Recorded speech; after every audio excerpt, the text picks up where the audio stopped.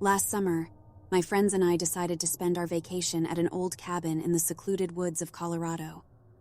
It was supposed to be a fun-filled adventure, an escape from our bustling city life. Little did we know, it would turn into something we'd never forget. The cabin belonged to my Uncle Rick, who was more than happy to lend it to us. He gave us only one rule: don't venture too far into the woods at night. We laughed it off, thinking it was just an old man's silly warning. We drove up to the cabin on a Friday afternoon. Nestled in the lush greenery, the cabin looked welcoming, a perfect rustic retreat. The sun was setting when we finished unloading, painting the sky in hues of orange and red. As the light dimmed, a hush fell over the woods. It was peaceful, but there was something eerie about the silence. After dinner, we settled down around the fireplace, sharing stories and laughter. Then, Jason, the jokester of our group, suggested a night hike in the woods. Remembering my uncle's warning, I was apprehensive, but peer pressure and the thrill of adventure got the best of me.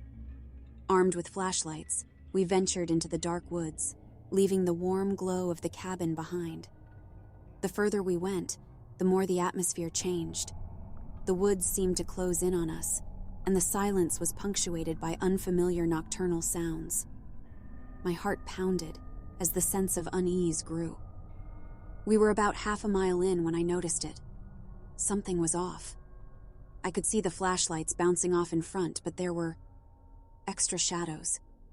Dark figures that didn't match up with our movements. My blood turned cold. "Guys, do you see that?" I whispered, pointing at the odd shadows. They all turned to look, and the joking ceased. Our laughter was replaced by a chilling silence. The figures were human-like, tall and lean, swaying as if watching us. We stood still, unable to comprehend what we were seeing. Sarah, the bravest among us, decided to approach them, thinking they might be fellow hikers. As she stepped forward, the figures receded deeper into the darkness.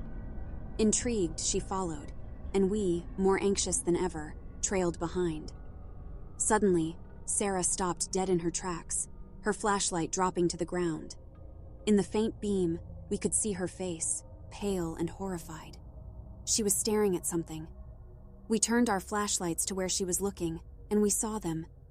3 dark, towering figures, standing unnaturally still just a few yards away. Their edges seemed to blur into the surrounding darkness, making it impossible to discern their exact form. But their presence was undeniable and terrifying. We stood frozen in fear, flashlights aimed at the figures, unable to move or even scream. One of them then started to approach us. Its movement was slow and distorted, as if it was struggling against the darkness itself. The terror was overwhelming, and it was then we found our legs. We turned and ran. The woods were a terrifying maze as we sprinted back towards the cabin, the dark figures seeming to follow us. We didn't dare look back.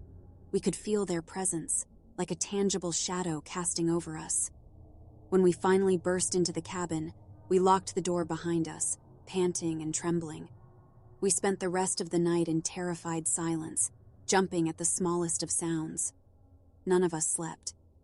At first light, we packed our things and left the cabin, not even daring to look back. Back in the city, we tried to rationalize the experience, attributing it to our collective fear and the dark playing tricks on us. But deep down, we knew what we saw was real. Those figures were there, in the woods, and they were unlike anything we'd ever seen.